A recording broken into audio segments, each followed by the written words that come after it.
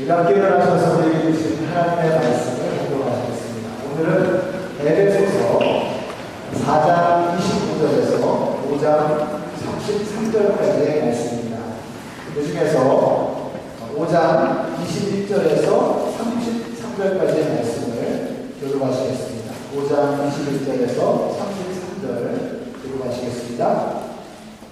여러분은 그리스도를 두려워하는 마음으로 서로 순종하십시오.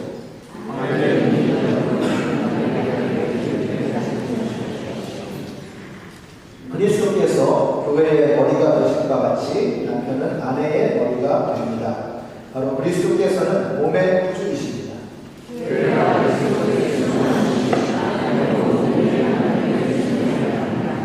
남편들이 여러분 아내를 사랑하기를 그리스도께서 교회를 사랑하셔서 교회를 위하여 자신을 내주신 같이 하십시오.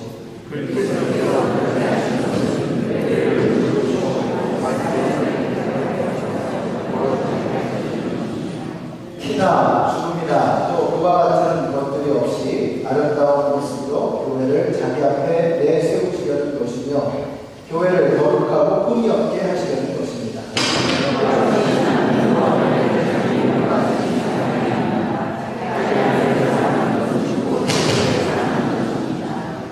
자기 육신을 미워하는 사람은 없습니다. 누구나 자기 육신을 먹여 살리고 돌보기를 그리스도께서 교회를 그렇게 하시듯이 합니다.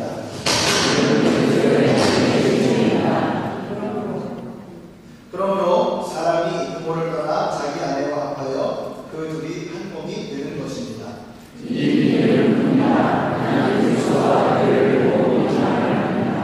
함께 했습니다. 그러므로 각각 자기 아내를 자기 몸같이 사랑하고 아내도 자기 아내를 존중하십시오.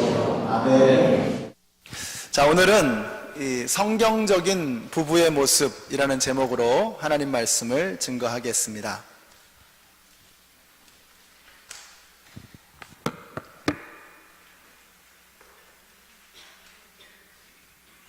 네, 지난주까지 우리는 이제 우리가 성도가 되었으니 이제는 옛사람을 벗어버리고 새 사람을 입자라는 이런 말씀을 함께 나눴습니다. 자, 그 다음부터 쭉 나오는 말씀의 내용은 자, 그러면 우리가 새 사람을 입고 사는 게 뭐냐 하는 이야기입니다. 자, 그러면서 나오는 내용들을 쭉 보시면 성령을 슬프게 하지 말고 거짓된 것, 또 악하고 더러운 것을 말하지 말고 마귀에게 틈을 주지 말며 세월을 아끼고 빛의 자녀답게 살라고 이렇게 말씀하셨습니다. 이 모든 내용들을 요약하자면 바로 에베소서 5장 18절의 말씀입니다. 이 말씀이 너무 중요한 말씀이에요. 우리 같이 한번 읽어보겠습니다. 에베소서 5장 18절 시작. 술에 취하지 마십시오. 거기에는 방탕이 따릅니다. 성령의 충만함을 받으십시오. 아멘. 여러분, 이 술이라고 하는 것은요, 인간의 쾌락 중에서 가장 오래된 것 중에 하나입니다. 벌써 창세기에 보면 이 노아 할아버지가 술을 드시고 이렇게 주사를 부리시는 그런 장면이 잠깐 나오죠. 그래서 인간 쾌락의 대표가 바로 이 술입니다. 그래서 이 술이라고 하는 것을 통해서 세상을 향한 쾌락, 또 세상의 욕정, 욕망 이런 것들, 바로 이런 것들에 취하지 말고 성령님에 취해서 성령님에 사로잡혀서 성령님으로 충만해져서 살아가라고 말씀하는 것입니다. 그렇게 되면 우리의 말에서 나오는, 우리 입에서 나오는 그 말들이 은혜롭고 덕스러운 말이 될 것입니다. 우리의 행동을 통해서 이루어지는 일들이 아름답고 놀라운 은혜의 역사가 되어지게 될 것입니다. 그리고 우리는 인생을 낭비하지 않고 하나님의 기쁨을 위해 살아가는 축복된 삶을 살게 되는 것입니다.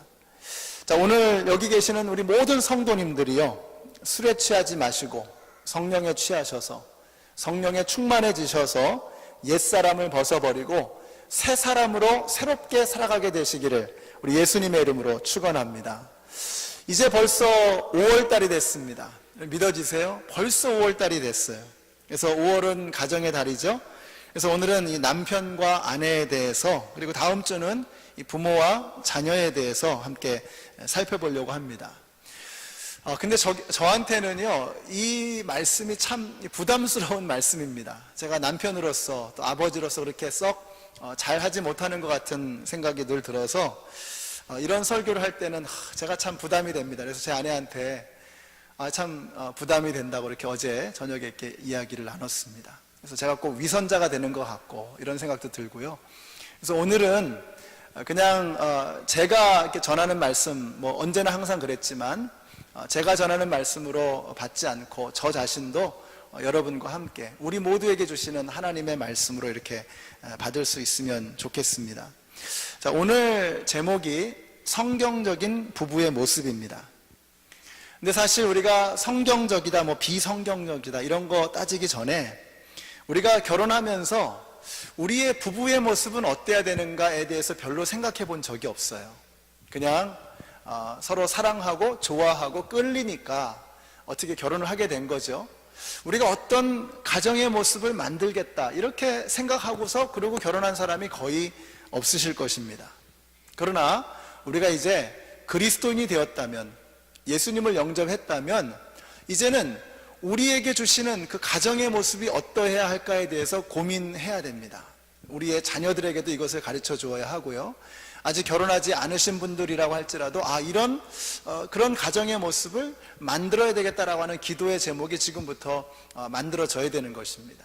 그런 의미에서 오늘 이 말씀은 우리 모두에게 다 해당되는 말씀이라고 볼 수 있습니다. 우리 자녀들에게 이런 가정의 모습을 꿈꾸게 해야 되겠고요.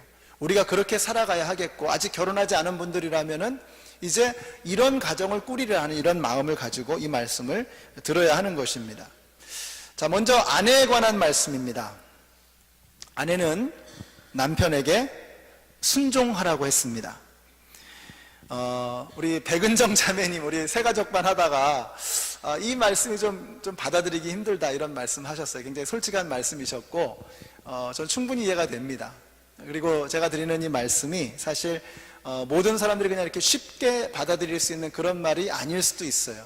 그러나 우리는 이 하나님의 말씀으로 이것을 받으면서 이 말씀이 과연 의미하는 바가 무엇인가를 고민해야 되겠습니다. 자, 성도들의 그리스도를 향한 태도의 기본이 바로 순종입니다. 그래서 22절에 보시면은요, 아내되니 여러분 남편에게 하기를 주님께 순종하듯 하십시오. 또 24절에 보시면 교회가 그리스도께 순종하듯이 아내도 모든 일에 남편에게 순종해야 합니다 라고 했습니다. 교회가 그리스도에게 순종하듯이 아내는 남편에게 순종해야 된다라고 말씀하십니다. 아내된 여러분, 남편에게 순종하시기 바랍니다. 이쯤 되면 우리 남자분들이 흐뭇한 미소를 가지고 오늘 목사님 설교가 참 은혜롭습니다. 제 아내가 꼭 좀 잘 들었으면 좋겠습니다. 이렇게 생각하시겠죠. 근데 말씀은요, 끝까지 들어보셔야 합니다. 이런 분들을 위해서 먼저 성경에서 말하는 이 순종이 아닌 것에 대해서 좀 말씀을 드리겠습니다. 성경에서 말씀하는 순종은 굴종이 아닙니다. 순종하랬다고 해서 기계적으로 쫓아가라는 뜻이 아닙니다. 왜냐하면 하나님은 아내를 종으로 만든 게 아니고 동역자로 만들어 주셨기 때문입니다. 하나님이 아담을 만드셨을 때 흙으로 지으시고 생기를 불어 넣으셨습니다. 그런데 혼자 있는 것이 보시기에 좋지 않았습니다. 그래서 여자를 만드셨습니다. 남자 혼자서는 뭔가 불완전하고 모자라 보였기 때문입니다. 그래서 돕는 배필로 여자 하와를 만들어 주셨습니다. 이 돕는 배필, 에셀 혹은 에제르라고 하는 이 말은 helper, 도와주는 사람이다 이런 뜻이 있습니다. 그래서 여러분, 우리가 도움을 구할 때 누구한테 가십니까? 법률적인 도움이 필요하면은 누구한테 가세요? 로이어에게 가는 거죠. 변호사에게 가는 거죠. 자동차가 망가졌어요. 도움이 필요해요. 누구에게 가세요? 자동차 전문가인 메케닉에게 가는 것입니다. 그래서 성경에서 말하는 이 돕는 배필할 때 이 돕는다라고 하는 것은 inferior하다, 열등하다 이런 뜻이 아닙니다. 어떤 특별한 능력이 있고 또 그것을 도와줄 수 있는 힘이 있다라고 하는 이런 뜻을 가지고 있어요. 또 에체르라고 하는 이 말은 구원자라는 뜻도 성경에서는 가지고 있습니다. 구원자라는 뜻이 있어요. 그래서 여자들이요, 남자들을 구원해 주는 겁니다. 남자 힘으로 할 수 없는 그런 일들을 아내를 통해서 또 이루게 되는 것입니다. 자, 돕는 배필을 만들어 주셨는데 뭘로 만드셨죠? 갈빗대로 만드셨다 그랬어요. 그래서 어떤 분은 그래요. 머리뼈가 아니고 발가락뼈가 아니고 갈빗대로 만들어 주신 것은 옆에서 함께 품어주면서 함께 걸어가라, 나아가라 라고 하는 이런 의미다라고 이렇게 해석을 하시는 분도 있는 것 같아요. 참 일리가 있는 말씀이라고 생각합니다. 그래서 우리가 도움이 좀 되려면은요, 어떤 능력이 있어야 하고 또 도움이 되기 위해서는 좀 달라야 합니다. 가정 안에 아담하고 똑같은, 모든 것이 똑같은 그런 하와로 만들어 주신 게 아니에요. 아담하고는 사뭇 다른 종류의 사람으로 이렇게 하와를 만들어 주셨죠. 그래서 그 다른 것이 도움이 되는 것입니다. 다른 것이 문제를 해결할 수 있는 능력이 되는 것입니다. 그래서 남자들이 참 어리석습니다. 뭐 이렇게 종종 얘기하는 경우를 봐요. 제 아내는 저를 도대체 이해를 못해요. 제 아내는 저하고는 너무 달라요. 제 아내는 저하고 도저히 안 맞아요. 이렇게 말합니다. 이게 참 못난 소리입니다. 왜냐하면 달라야 도움이 되는 것입니다. 다른 것이 축복이 되는 겁니다. 한번 생각해 보세요.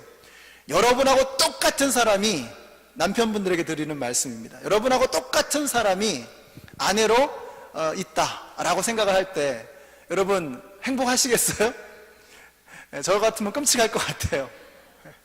저하고 다르니까 그것이 힘이 되고 도움이 되는 것입니다. 그리고 축복이 되는 것입니다. 그러므로 남자가 하여튼 이렇게 말하는 거, 내가 하는 대로 무조건 따라와, 뭐 이렇게 말하는 거, 이것을 이렇게 굴종을 강요한다 그러면 그것은 부부를 다르게 만들어주신 그 하나님의 창조 원리를 무너뜨리는 일이 되는 것입니다. 그래서 남자들은 아내의 말에 귀를 기울여야 합니다. 여성은 남성에게는 없는 육감이라는 게 있습니다. 하여튼 여기에 뭔가 있는 것 같아요. 그래서 그 남편들이 느끼지 못하는 것을 아내들이 느끼고, 남편들이 보지 못하는 것을 아내들이 보고, 남편들이 할 수 없는 것을 아내들이 하는 것을 볼 수가 있습니다. 이것을 존중할 수 있어야 됩니다. 특별히 가정에 관한 한 아내의 말에 귀를 기울이는 것이 좋습니다. 왜냐하면 여성들은요, 가정을 보호하고 보존하려는 본능이 남성들보다 훨씬 더 강하기 때문입니다. 남자들은 밖에 돌아다니면서 뭐 밀어붙이고 앞뒤 안 가리고 이러죠. 여러분, 그렇게만 된다 그러면 가정은 풍비박산이 나는 것입니다. 그래서 하나님께서 안전장치로 주신 것이 바로 이 아내의 역할입니다. 그나마 아내 때문에 가정이 보호가 되고요, 우리 자녀들이 보호가 되는 것입니다. 그래서 남편들은 나하고는 다른 사람을 짝져 주신 것을 감사하면서 살아야 하는 것입니다.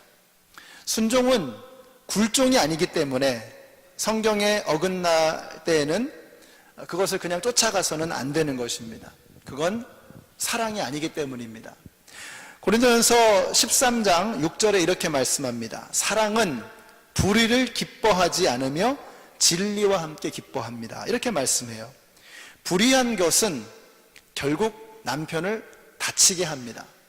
그래서 이것이 하나님의 뜻에 맞지 않고 불의한 것이고 악한 것일 때에는 그것을 거부할 수 있어야 됩니다. 자, 그리고 남편은 그것을 불평하지 말고 그것을 받아들일 수 있어야 되는 것입니다. 자, 그러면 지금까지 순종이 아닌 것에 대해서 말씀을 드렸는데, 그럼 순종이 뭐냐? 성경에서 말씀하고 있는 순종의 의미가 뭐냐? 그것은 남편의 최종 결정권을 인정해 주는 것입니다. 왜냐하면 하나님께서 생각하시는 결혼은 영속적인 것이기 때문에 그렇습니다. 하나님이 짝지어 주신 것을 인간이 나눌 수 없습니다. 이것이 하나님께서 결혼을 바라보시는 생각이십니다. 결혼은 영속적인 것이기 때문에, 깨어져서는 안 되는 것이기 때문에 남편의 최종 결정권을 인정해 주라는 것입니다. 배에는 선장이 한 명만 있어야 합니다. 선장이 가장 똑똑할 필요도 없고 가장 능력 있을 필요도 없습니다. 그러나 선장으로 세워진 그 선장의 말에 함께 움직이지 않으면 그 배는 얼마 가지 않아서 좌초될 것입니다. 하나님은 남편에게 최종 결정권을 주셨습니다. 이유가 뭐냐? 남편이 책임을 져야 하기 때문에 그렇습니다. 교회에서도 무슨 일이 일어나면 어찌됐건 간에 담임 목사가 책임을 면할 수 없습니다. 가정에서는 남편입니다. 그래서 순종하라는 것입니다.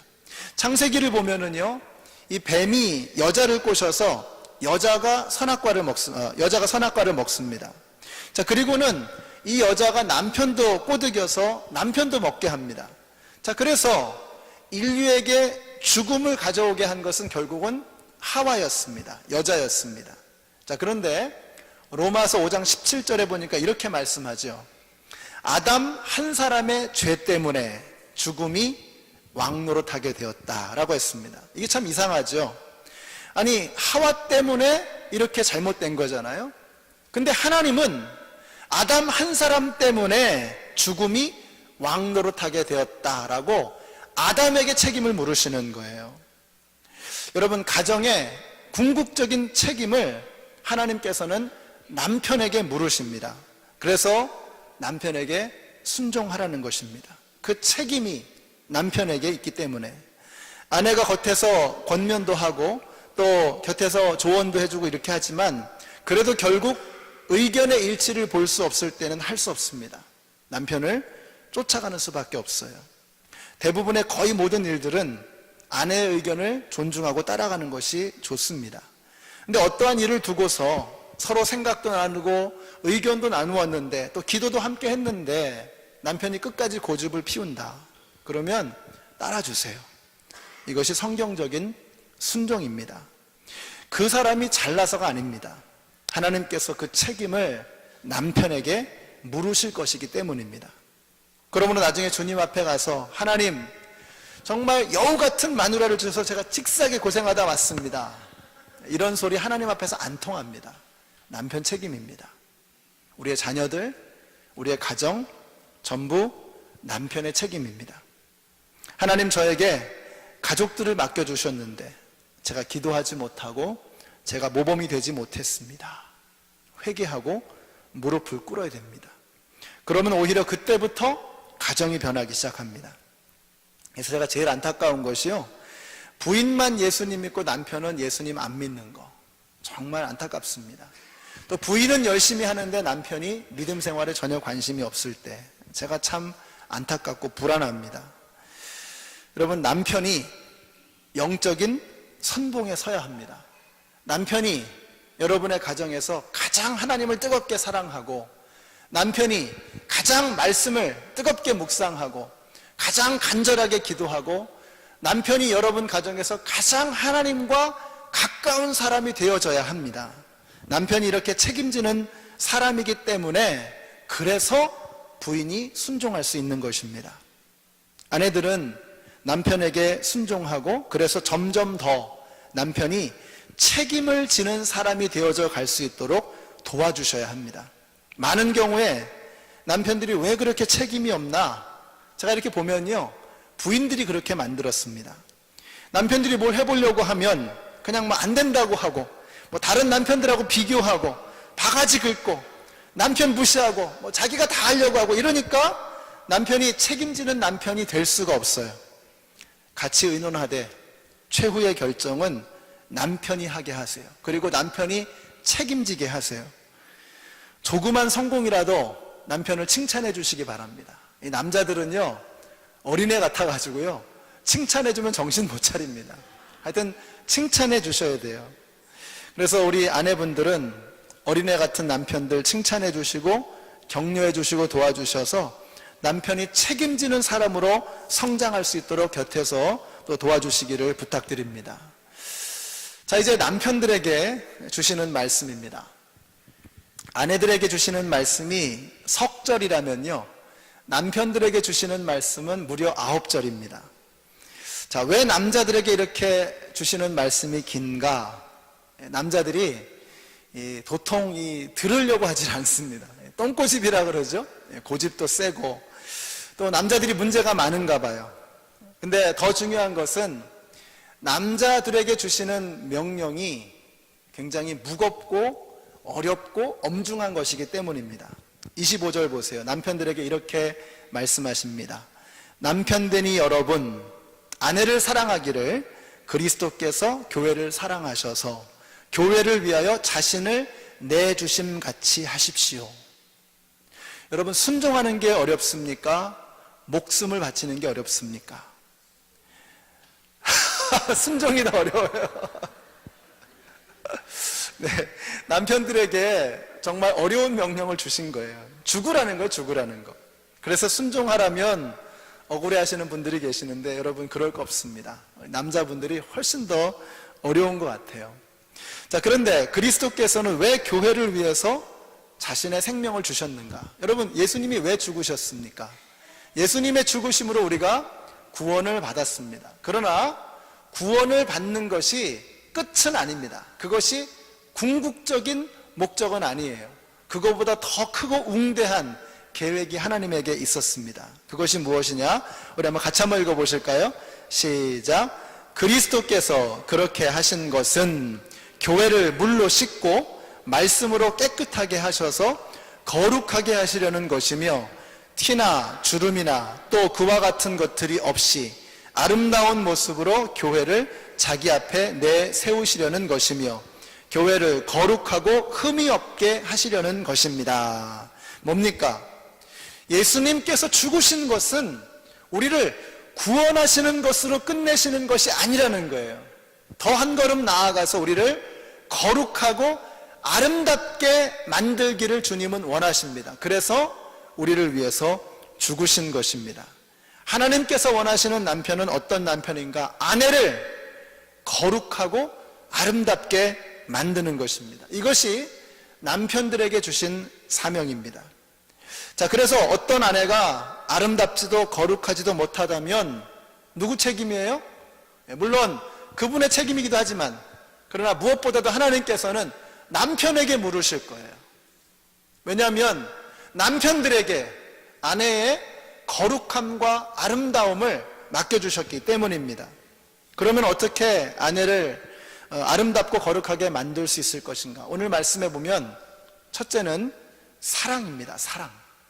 그래서 오늘 본문에 사랑이라고 하는 단어가 그렇게 많이 나와요. 남편의 사랑이 아내를 거룩하고 아름답게 만드는 것입니다. 어떤 분들은 이상한 생각을 해요. 우리의 잔소리가 아내를 나아지게 만든다, 이렇게 믿는 분들이 계세요. 아니, 자기 집에서 해보고도 안 되는 거 뻔히 알면서, 다른 집을 봐도 그게 안 되는 게 뻔히 알면서 어떻게 그런 믿음을 갖는지. 절대로 남편들의 잔소리 가지고 아내가 더 나아지는 법은 없습니다. 무엇이 아내를 거룩하고 아름답게 만드는가? 남편의 사랑입니다. 그래서 어떤 분들은 보면은요, 참 예쁘게 생기셨어요. 그런데 불안불안하고 조마조마하고 좀 불편하고 매력이 없고, 이런 분들이 있을 수 있습니다. 또 어떤 분들은 이렇게 외모상으로 보면 그렇게 예쁜 얼굴이 아닌데 그렇게 아름답고 매력적이고 함께 같이 옆에 있고 싶고, 그분이 가면 분위기 좋아지고, 이런 분들이 계시더라는 거예요. 이런 분들은 남편의 사랑을 듬뿍 받았기 때문인 것입니다. 여성은 초원과도 같습니다. 거기에 남편의 사랑의 비가 흠뻑 뿌려지면요, 그곳에 아름다운 꽃과 풀과 풍성한 생명이 곁들여지게 되는 것입니다. 그러므로 남편된 여러분, 여러분의 아내가 아름답고 거룩하게 변화되어지기를 원하신다면 예수님께서 교회를 사랑하셨던 것처럼 그렇게 진실한 마음으로 아내를 사랑해 주시는 저와 여러분이 되시기를 예수님의 이름으로 축복합니다. 자, 첫째는 사랑이 아내를 거룩하고 아름답게, 둘째는 희생이 아내를 거룩하고 아름답게 만들어줍니다. 남편의 희생으로 아내는 변화되는 것입니다. 그래서 오늘 25절에 보니까 그리스도께서 교회를 위해서 자기를 내어주심 같이 라고 했습니다. 이게 동양적인 사고방식하고는 좀 다르죠. 한국에서는 여자가 주로 희생합니다. 여자가 고생하죠. 그러나 하나님의 방법은 달라요. 여자는 순종하고 남자는 죽으라는 겁니다. 남자는 희생하라는 거예요. 자기 몸을 주라는 거예요. 왜 그래요? 남자가 머리이고 남자가 책임을 져야 하기 때문에 그렇습니다. 여러분, 지도자의 지도력이라고 하는 것은 희생에서 나오는 것입니다. 예수님이 십자가에서 죽으셨고 희생하셨으므로 온 인류의 구주가 되셨습니다. 예수님이 희생하지 않으셨다면 일어날 수 없는 일이었습니다. 예수님이 이렇게 말씀하셨습니다. 이방 민족들의 통치자들은 백성을 마구 내리누르고 고관들은 백성에게 세도를 부린다. 그러나 너희끼리는 그렇게 해서는 안 된다. 너희 가운데서 위대하게 되고자 하는 사람은 누구든지 너희를 섬기는 사람이 되어야 하고 너희 가운데서 으뜸이 되고자 하는 사람은 너희의 종이 되어야 한다. 인자는 섬김을 받으러 온 것이 아니라 섬기러 왔으며 많은 사람들을 위하여 자기 목숨을 몸값으로 치러주려고 왔다라고 하셨습니다. 영적인 리더십은 반드시 그렇습니다. 희생에서 나오는 것입니다. 그래서 어떤 목자, 어떤 목녀님들이 존경받느냐? 자신을 내어주시는, 자신을 희생하는 목자, 목녀들이 존경을 받습니다. 목사도 마찬가지입니다. 남편들도 마찬가지입니다. 희생이 없으면 능력이 나타나지 않는 것입니다. 그래서 남편들이 내가 하고 싶은 것 내 마음대로 다 하고 늘 자기 주장만 내세우고 자기를 희생하지 않으려고 하는 사람에게는 영적인 리더십이 생겨날 수 없습니다. 그래서 그렇게 남편이 군림하고 횡포를 부리면 아내는 점점 더 황폐해져 가고 척박해져 가는 것입니다. 여러분의 아내를 정말 거룩하고 아름답게 그렇게 갖고 가기를 원하십니까? 남편된 여러분, 예수님께서 교회를 위해서 그렇게 하셨던 것처럼 여러분을 희생하시고 아내를 위해서 죽기를 각오하시기 바랍니다. 그래서 아내를 아름답고 거룩하게 만들어 가시는 영적인 리더십을 갖는, 섬기는 우리 남편들이 되시기를 예수님의 이름으로 축복합니다. 자, 그런데요, 이렇게 제가 말씀을 드렸지만 여러분 솔직히 어떠십니까? 이게 될까요? 이게 안 되는 일입니다. 어떻게 어리버리한 남편을 순종해 줄 수가 있겠어요? 생각이 있는데 어떻게 그 독한 그 마누라를 그렇게 사랑해 줄 수가 있겠어요? 보는 눈이 있는데. 이게 서로 육안으로 보면요, 자기 눈으로 보면 이거 안 되는 일입니다. 이거는 안 되는 일이에요. 제가 설교는 했지만 이거 안 되는 거예요. 여러분, 성경에 보면은요, 예수님께서 어떤 명령을 주세요. 근데 그 명령 중에서 할 수 있는 명령이 있고 할 수 없는 명령도 있더라고요. 가령 예를 들면 원수를 사랑해라. 이게 될까요? 안 되는 겁니다. 절대로 안 되는 일이에요. 용서를 하는데 70번씩 7번이라도 용서해라. 이거 안 되는 일입니다. 이건 될 수가 없는 일이에요. 그런데 그런 명령을 주시네요. 그런 명령을 주시는 이유가 뭐예요? 안 되니까, 할 수 없으니까 기도하라는 거예요. 네 힘으로 안 되는 것을 아신다는 거예요. 그래서 하나님 앞에 무릎 꿇고 회개하고 엎드리라는 거예요. 오늘 말씀에 바로 앞에 보면 성령의 충만함을 받으라 이런 말씀이 나왔다 그랬죠. 술 취하지 마십시오. 거기에는 방탕이 따릅니다. 성령의 충만함을 받으십시오. 이게 바로 키입니다. 열쇠예요. 그리고 나서 할 수 없는 명령을 주시는 거예요.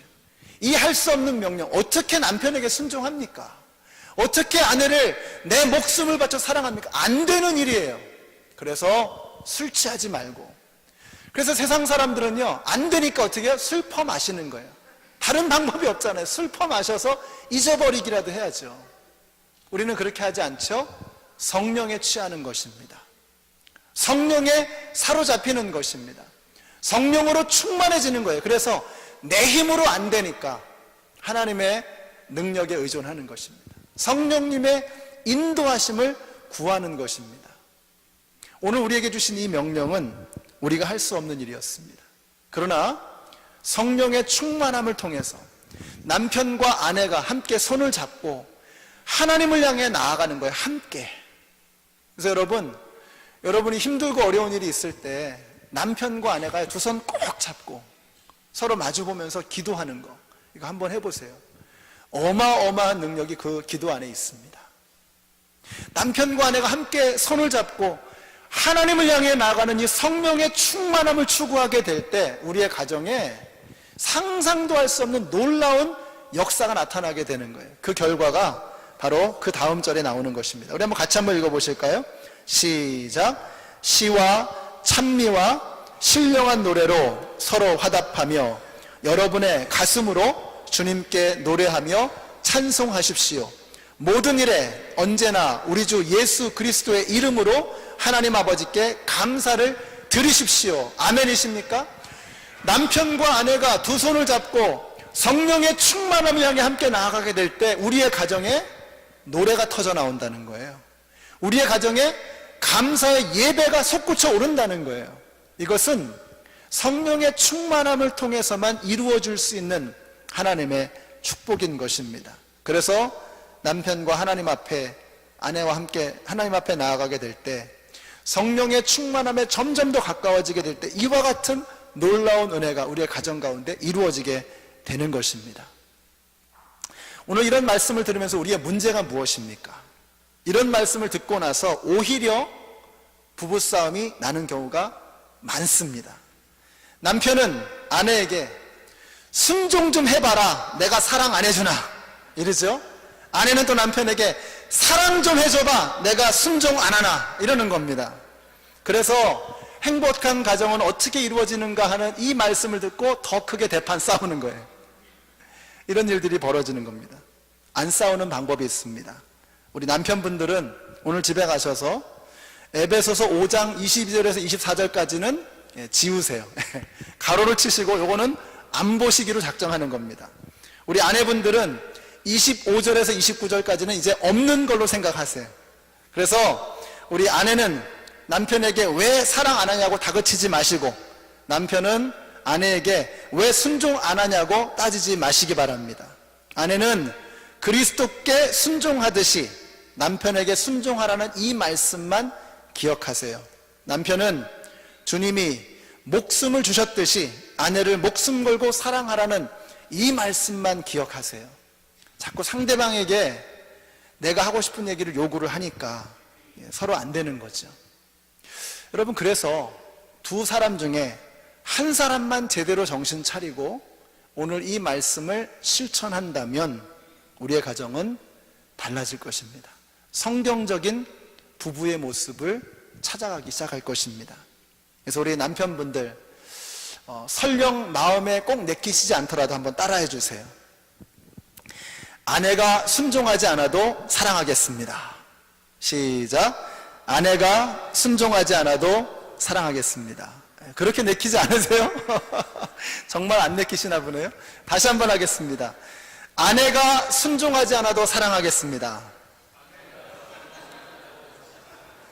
네, 영 도살장에 끌려가는 그런 느낌. 자, 이번에 아내들도 한번 따라해 주세요.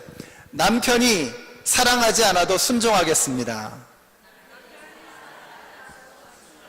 다시 한번. 남편이 사랑하지 않아도 순종하겠습니다. 아멘. 네, 아내는 눈 딱 감고 남편에게 순종하시고요. 남편은 목숨 걸고 아내 사랑해 주시기 바랍니다. 이게 맨정신으로는 안 되는 일이죠. 성령의 충만함을 받으셔야 합니다. 그래서 여러분 두 손 잡고 한번 해보세요. 이게 닭살 돋더라도 이게 정말 파워풀하거든요. 제가 해보고 드리는 말씀입니다.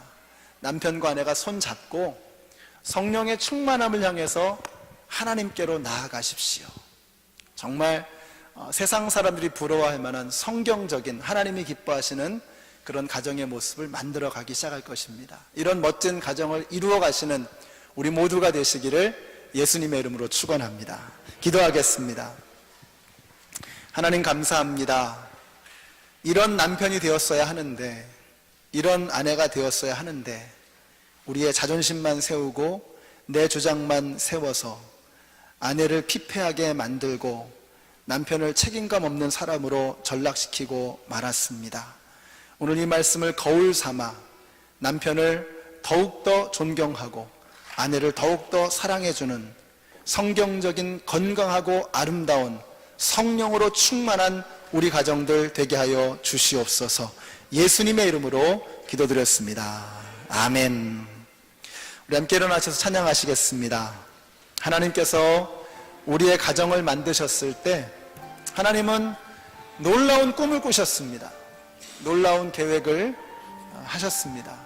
하나님은 너를 만드신 분, 같이 찬양하겠습니다. 하나님은 너를 만드신 분, 너를 가장 많이 알고 계시며, 아멘. 하나님은 너를 만드신 분, 너를 가장 깊이 이해하신단다. 아멘. 하나님은 너를 지키시는 분, 너를 절대 포기하지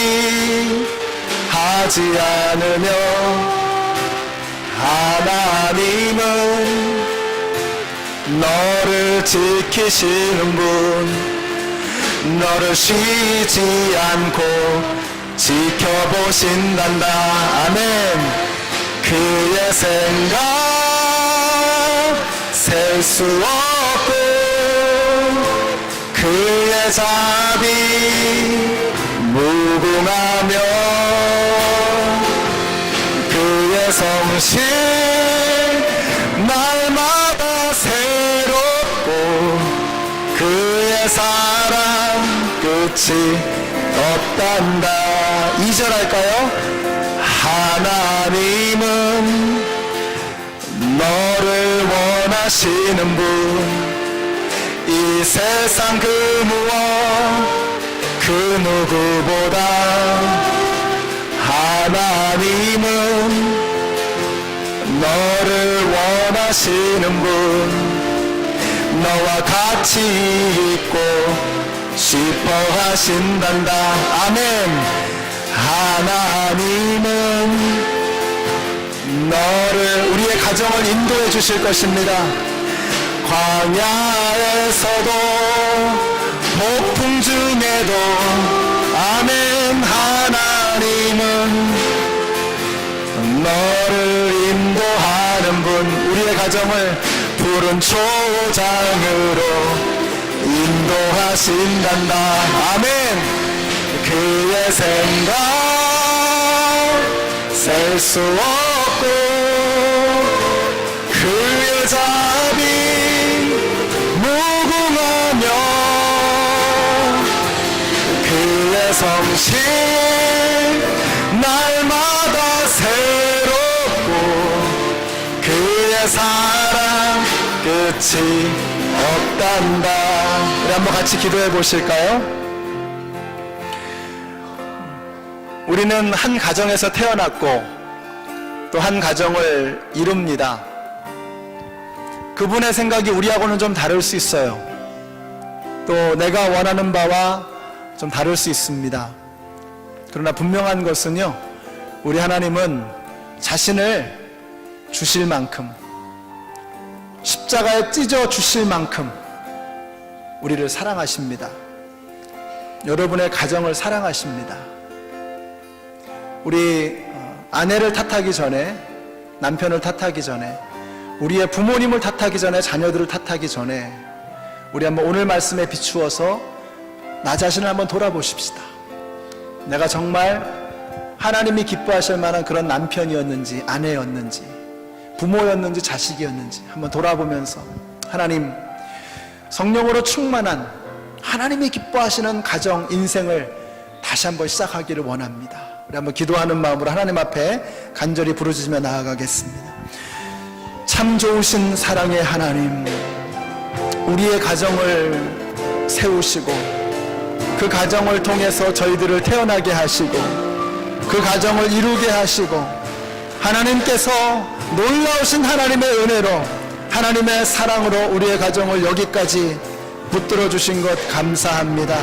하나님, 내가 그렇게 정말 하나님이 기뻐하실 만한 엄마였는지 아빠였는지 자녀였는지 남편이었는지 아내였는지 다시 한번 돌아보기를 원합니다. 하나님, 상대방을 조건적으로 바라보기 전에 먼저 하나님께서 나에게 주신 명령, 남편에게 순종하라는 이 명령, 아내를 목숨을 주며 사랑하라는 이 명령, 하나님 이 명령을 순종할 수 있는, 그 명령에 따를 수 있는 우리 모두가 되게 하여 주시옵소서. 우리의 힘으로는 할 수 없사오니 성령의 충만함을 간절히 구합니다. 성령님, 우리 안에 들어오셔서 하나님이 기뻐하시는 그런 아름다운 가정으로 우리의 가정을 회복시켜 주시옵소서. 우리의 자녀들을 회복시켜 주시옵소서. 우리의 가정을 하나님께서 다시 한번 기회를 주셔서 그리스도 안에서 새로운 창조물로 다시 한번 태어날 수 있도록 아버지 하나님 역사하여 주시기를 원합니다. 하나님, 하나님의 생각을 우리가 알 수 없어서 하나님을 원망한 때도 있었고 하나님 앞에 안타한 적도 있었습니다. 그러나 다시 한번 성령의 충만함으로 우리의 가정을 새롭게 세우기를 원하옵나니 주여 우리를 불쌍히 여겨주시사 새로운 역사를 우리의 가정에 창조하여 주시옵소서. 하나님 도와주시옵소서. 내 힘으로 할 수 없어서, 내 힘으로 할 수 없어서 주님 앞에 나아가오니 오늘 이 밤부터 아버지 하나님 주님 앞에 간절히 기도하며 나아가기를 소원하오니 하나님 역사하여 주시옵소서. 하나님 도와주시옵소서. 하나님 붙들어 주시옵소서. 하나님 도와주시옵소서.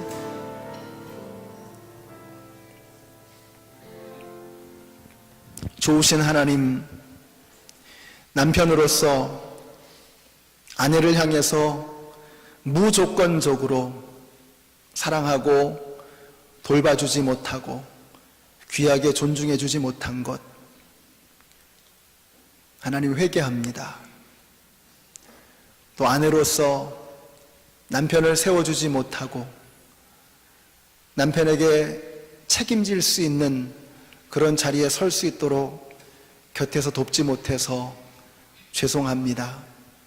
이제 함께 손 붙잡고 주님 앞에 가까이 나아가 성령의 충만함을 이루게 하시고 우리의 가정에 새로운 하나님의 새 역사가 이루어지게 하여 주시옵소서.